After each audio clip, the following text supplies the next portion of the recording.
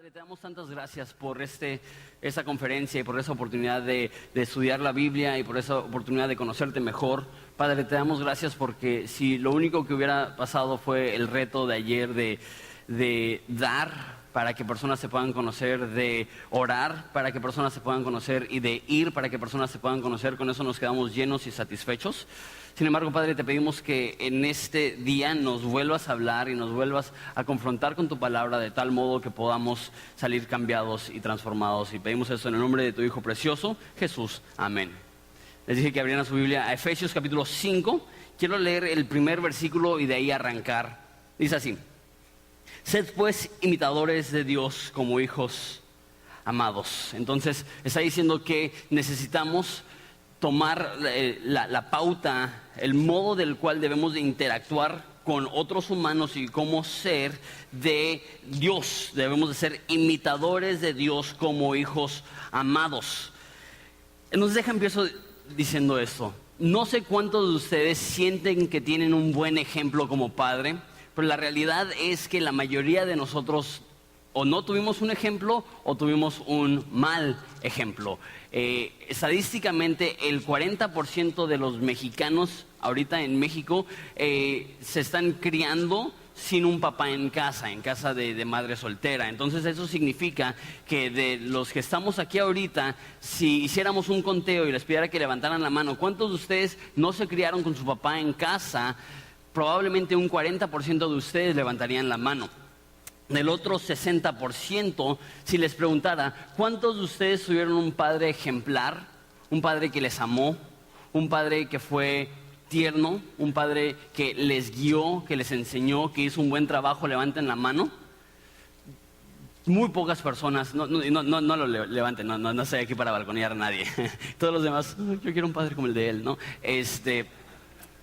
Si les pidiera que levantaran la mano, la mayoría de ustedes no levantarían la mano porque, y hasta eso, vimos que levantaron la mano como 3 o 4 personas, porque la mayoría de nosotros no tuvimos un padre ejemplar. No fue mi caso. Mi papá, como comenté ayer, es un padre ejemplar, es una persona que la verdad es mi héroe y le admiro un chorro.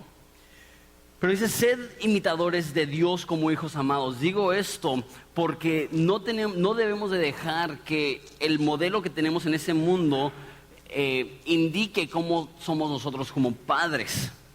Porque a lo mejor sí, mi papá fue cristiano o es cristiano y mi mamá es cristiana, pero quiero darles un poco del historial de mis papás y cómo puedes tú, aunque no tuviste un buen ejemplo, ser un padre que ama a Dios y ser un padre que cría bien a sus hijos, y cómo ser un esposo que ama bien a su mujer, aunque no tuviste un ejemplo a seguir. A lo mejor tu papá era violento, a lo mejor tu papá lastimó a tu mamá, y cuando piensas en tu papá, lo único que piensas son recuerdos de rencor. Cuando mi papá tenía 4 años, su papá se suicidó.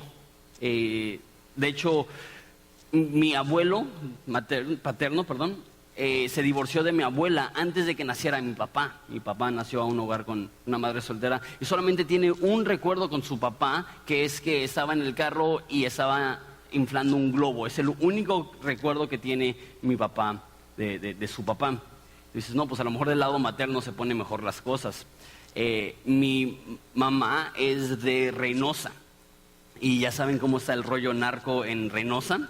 Mi abuelo materno era narcotraficante, que lo mataron cuando mi mamá era niña. Probablemente tenía unos 6 años cuando mataron a mi abuelo por parte de mi mamá. Y a veces personas me dicen, Jonathan, como que a veces eres un poco, no sé, duro o algo así. Pues tengo un narcotraficante asesinado en mis genes, ¿no? Pero ese era el papá de mi mamá. De hecho, pasaron de ser una de las familias más ricas de Reynosa a que mi abuela, como madre soltera, estaba alimentando a 7 personas con caldo de hueso de pollo. Entonces pasaron de un extremo al otro. La pregunta es, ¿cómo le han hecho ellos para poder tener un matrimonio feliz? Ya tienen 28 años casados. ¿Cómo le han hecho ellos para poder criar a 3 hijos que ahorita están en los caminos de Dios? Y tengo 3 puntos que les quiero dar. Y el primer punto es que necesitamos dejar que la forma que trata Dios a sus hijos dicte la forma que nosotros tratamos a nuestra familia. Ese es el primer punto. Tenemos que dejar la forma que Dios te ha tratado a ti, dicte la forma que tú tratas a tus hijos. De hecho, y a tu esposa, a tu familia. Eso es lo que dice Efesios 5, dice: sed imitadores de Dios como hijos amados, dice, y andad en amor como también Cristo nos amó y se entregó a sí mismo por nosotros, ofrenda y sacrificio en olor fragante. Entonces está diciendo, sé como Dios, como ámense los unos a los otros como Cristo nos amó. Y después, si estudias el resto del capítulo 5, ves que dice, trata a los demás como a Cristo en cuanto a tu conducta. Y después, lo vamos a ver en un segundo más, del versículo 22 al 32, habla del matrimonio. Entonces, en contexto matrimonial debemos de tratar a nuestras esposas como Cristo nos ha tratado a nosotros. Y después de eso, habla de la relación paternal, que debemos de criar a nuestros hijos con el amor que Cristo nos ha mostrado a nosotros. En otras palabras, no importa qué ejemplo tuviste, el ejemplo mayor no es el de tu padre, no es el de tu madre, no es el de tu abuelo, no es el de tu pastor. El mayor ejemplo a seguir es el de Dios. Y cuando hemos recibido este amor, y cuando hemos recibido el perdón de Dios, y cuando hemos recibido la ternura de Dios, eso es lo que nos capacita y nos permite amar a nuestras esposas y amar a nuestros hijos. Mira lo que dice, si nos adelantamos un poquito, en el versículo 25 dice: maridos, amad a vuestras mujeres, así como Cristo amó a la iglesia y se entregó a sí mismo por ella, para santificarla, habiéndola purificado en el lavamiento del agua por la palabra. Dice que debemos de amar la iglesia como Cristo, amar a nuestras esposas como Cristo amó la iglesia. ¿Y cómo amó a la iglesia? Dice, se entregó, se sacrificó, dio su vida. Hombres, lo que yo veo en la Biblia es que Dios llama a la mujer a ser sumisa y llama al hombre a ser sacrificial. Lo que significa esto es que tú no eres, tus deseos más bien no son los que rigen, más bien las necesidades de la familia son los que rigen. Nosotros tenemos 1001 deseos. Queremos que nos apapachen, queremos que nos cuiden, queremos que nos cocinen, queremos que nos limpien, queremos que tengan la casa en orden. Y ¿sabes qué? Muchas veces los deseos que tenemos para una mujer realmente son la lista de responsabilidades que tendría una muchacha que contratamos. Eso no es una esposa. Una esposa es aquella persona por la cual nos sacrificamos como Cristo se sacrificó por la iglesia. ¿Cuándo fue la última vez que Jesús demandó un desayuno de la iglesia? ¿No? ¿Cuándo fue la última vez que Jesús forzó a la iglesia a hacer algo? Nunca. ¿Por qué? Porque el rol del hombre es sacrificarte. ¿Qué significa eso? Que si es cuestión de deseos, ella desea esto y tú deseas esto, dale la razón. Tú dices, pero entonces, ¿cómo voy a ser hombre? Pues en cuestiones de dirección familiar y en cuestiones críticas para el bienestar de la familia, tú necesitas tomar la decisión. Pero cuando estamos hablando de deseos, cuando estamos hablando de sentimientos, cuando estamos hablando de las necesidades no tan fundamentales, ¿qué nos cuesta? Decir, va, lo que tú digas. Y conozco hombres, y eso es triste. Conozco hombres que lo único que quiere la mujer es salirse a tomar un café con sus amigas y que el padre le cuide los hijos una tarde. Y que padres hacen esperar a las esposas semanas tras semana y la esposa dice, ya puedo, no, estoy muy cansado, no tengo mucho trabajo. Mi pregunta es, ¿esa es la actitud de Jesús? No, ahorita no. Debemos de sacrificarnos por nuestras esposas como Cristo da su vida por la iglesia. Y ¿sabes qué? Esto es mucho más que cumplir caprichos. Esto es esforzarte por proteger el estado general, el bienestar general de tu familia. De hecho, ese rollo de ser cabeza, ¿no? Muchos hombres decimos, es que yo soy la cabeza. ¿Qué significa eso? Mi mujer hace lo que yo le digo, ¿no? Porque pensamos en la cabeza como el cerebro. entonces el cerebro es lo que manda el resto del cuerpo. Entonces decimos, no, pues como la cabeza manda al cuerpo, yo mando a mi mujer. Pero ¿sabías tú que la función activa del cerebro no es tanto mandar, sino monitorear? El cerebro está constantemente monitoreando el cuerpo y asegurándose que todas las necesidades del cuerpo son cumplidas. Entonces, ¿por qué late tu corazón? Porque el cerebro registra que el cuerpo, los músculos, todo necesita sangre oxigenada. Entonces dice, la cabeza del corazón, late, late, late, late. ¿Por qué? Porque el cuerpo lo necesita. O sea, el cerebro, la cabeza, es el órgano menos envidioso y más sacrificial de todo el cuerpo. La cabeza se enfoca en el bienestar del cuerpo. Eso es crítico como cristianos. La gente creerá lo que les dices siempre y cuando vaya respaldado en tu hogar. Si tú predicas un Dios de amor, pero no eres capaz de amar a tu esposa, la gente sabrá que eres un hipócrita.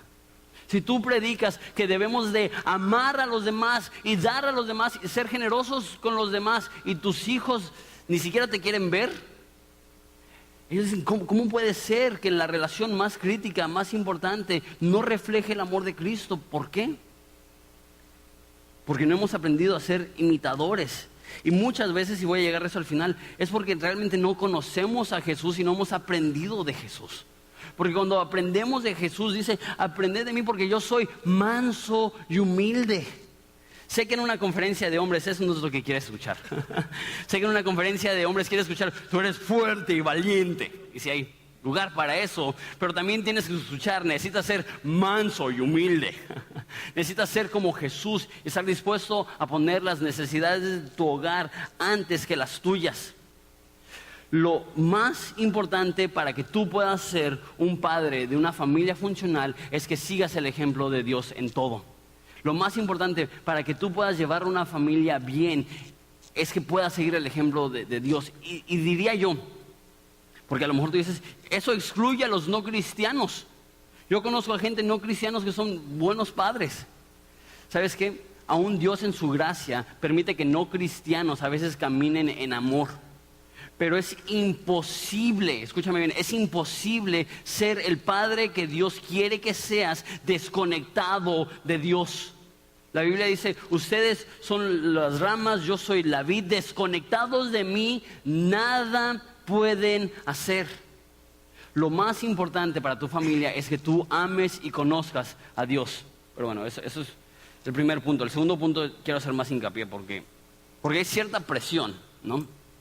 Tenemos cierta presión de tener una esposa sumisa, y más los cristianos, de venir a la iglesia, de llevar bien nuestra familia. Tenemos la presión de tener hijos sumisos, y créeme, no es fácil. Yo tengo un niño de 3 años que es un amor, es súper tierno. Siempre que me voy a ir de la casa me da un besote todo mojado, pero al mismo tiempo es un niño con una energía. Si eres de Horizonte, tú sabes esto. Y el hijo del pastor, ¿no? De hecho, me tocó cuando tenía 1 año, que hizo llorar a un niño de 3 años de un golpe. Y yo, yes. No es cierto. Yo dije, qué tremendo el morrito.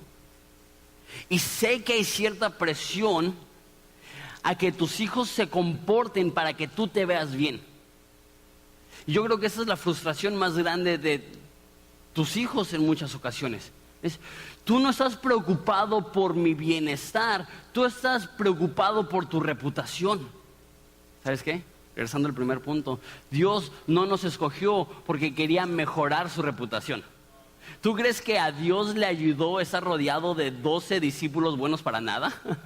Si Jesús hubiera tenido nuestra lógica, hubiera llegado a los reyes, hubiera llegado a los ricos, hubiera llegado a los empresarios, hubiera llegado a los importantes, hubiera dicho, síganme, y los demás, ¡nah! Tú no, tú me haces ver mal. Y los pecadores, los publicanos, las prostitutas, son las personas a las cuales se acercaba Jesús y decía, sígueme. ¿Por qué? Porque Dios no está preocupado por su reputación, está preocupado por rescatar a los necesitados. Nosotros como padres de familia, como esposos, no debemos de estar preocupados por nuestra reputación, debemos de estar preocupados por el bienestar de nuestra familia, que